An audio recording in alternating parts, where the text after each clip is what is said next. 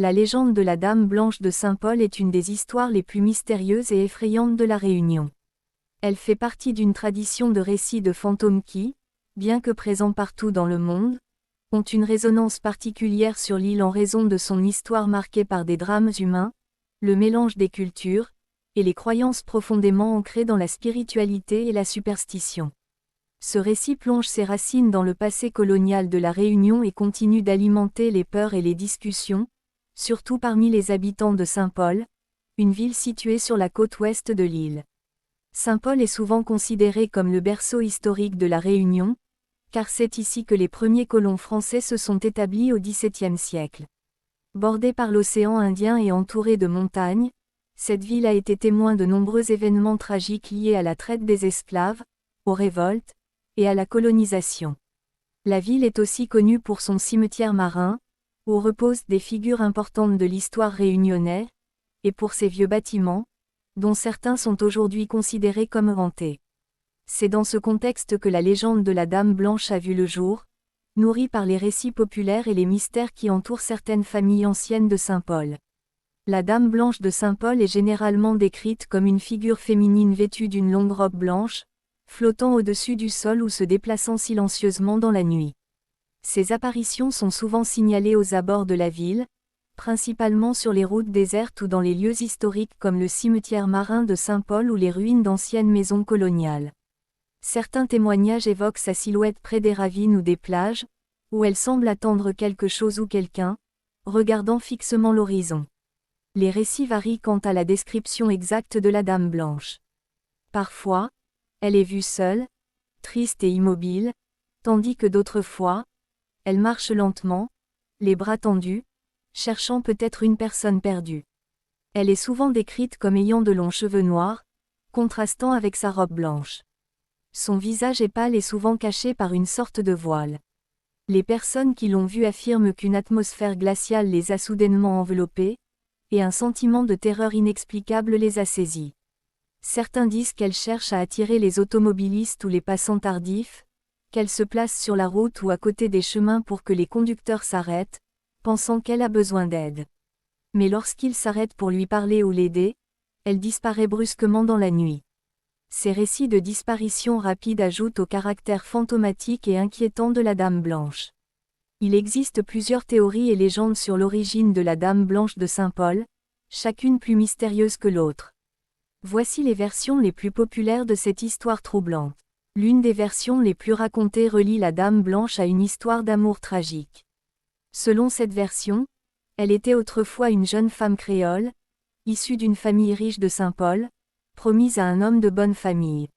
Cependant, elle tomba follement amoureuse d'un marin qui avait accosté à Saint-Paul.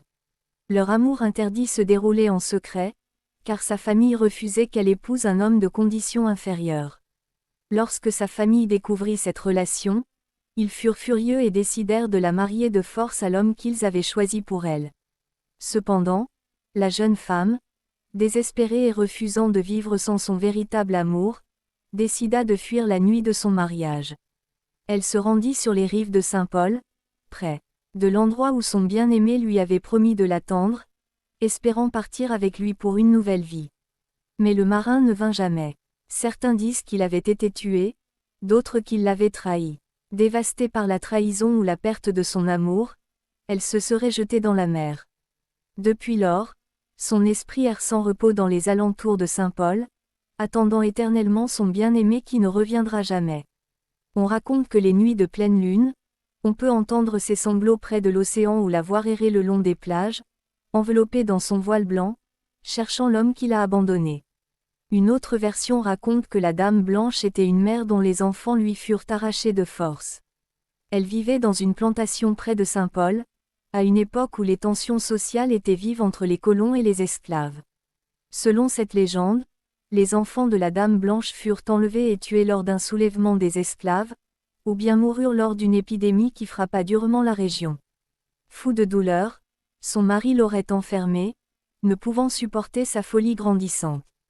Elle serait morte de chagrin et de solitude dans sa chambre, et depuis, son esprit hante les lieux, cherchant ses enfants perdus. Dans cette version, la Dame Blanche est une figure tragique, représentative des souffrances liées à l'histoire coloniale de l'île. Elle est souvent vue près des maisons abandonnées ou des bâtiments anciens de Saint-Paul, pleurant ses enfants disparus. Certains disent que les enfants qui entendent ces pleurs sont en danger, car elle tente de les attirer à elle, croyant qu'ils sont ses propres enfants revenus. Une autre version, plus sombre, évoque un crime passionnel qui aurait donné naissance à la Dame Blanche. Dans cette variante, elle était une jeune femme assassinée par son mari jaloux, qui la tua en apprenant qu'elle avait une liaison.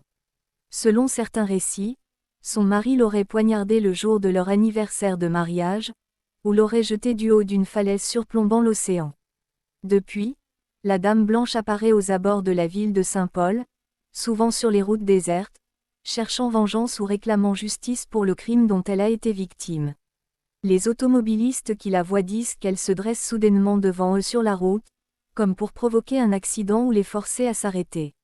Lorsqu'ils descendent de leur véhicule, elle disparaît, les laissant seuls dans l'obscurité et le silence. Certaines versions relient directement la Dame Blanche au cimetière marin de Saint-Paul. Ce cimetière est un lieu historique et sacré, situé au bord de l'océan, et abrite les sépultures de nombreuses personnalités de la Réunion, ainsi que des inconnus. La Dame Blanche serait, selon cette version, l'esprit d'une femme enterrée là, qui veille sur les âmes des morts et protège le cimetière des profanateurs. Les habitants de Saint-Paul rapportent souvent des apparitions près du cimetière marin, surtout la nuit. Certains disent avoir vu une silhouette blanche glisser entre les tombes, ou entendre des murmures inquiétants en passant à proximité du cimetière. La Dame Blanche, dans cette version, serait donc une gardienne des morts, défendant leur repos éternel contre toute intrusion. De nombreux habitants de Saint-Paul et des environs jurent avoir vu la Dame Blanche ou avoir ressenti sa présence. Les récits abondent, surtout parmi les conducteurs qui circulent la nuit sur les routes isolées de la région. Ceux qui l'ont vue décrivent une peur panique, une sensation de froid intense, et parfois même des pannes soudaines de leur véhicule, comme si l'esprit de la Dame Blanche affectait le monde physique autour d'elle. Certains témoignages rapportent des accidents inexpliqués, des déviations soudaines de véhicules ou même des malaises physiques après une rencontre avec la Dame Blanche. Les légendes locales affirment que ceux qui la voient de trop près pourraient être victimes de malédictions ou d'accidents tragiques dans les jours qui suivent. C'est pourquoi, dans la culture réunionnaise, la Dame Blanche de Saint-Paul est un symbole d'avertissement. Elle est à la fois une figure de douleur et de vengeance, et il est conseillé de ne pas croiser son chemin. La légende de la Dame Blanche de Saint-Paul a inspiré plusieurs œuvres de la culture populaire réunionnaise. Elle a été mentionnée dans des chansons, des livres et même des émissions de radio locales dédiées aux récits surnaturels. Son histoire est également racontée lors de soirées de contes, où les anciens de l'île partagent ces récits mystérieux avec les plus jeunes. De plus, la Dame Blanche continue d'attirer des amateurs de phénomènes paranormaux et des curieux qui viennent visiter les lieux où elle est supposée apparaître, en espérant entrevoir une silhouette blanche au détour d'un chemin sombre. Ainsi, la Dame Blanche de Saint-Paul reste l'une des légendes les plus vivantes et les plus effrayantes de la Réunion, un témoignage à la fois du passé tragique de l'île et des mystères qui continuent d'envelopper ces paysages enchanteurs.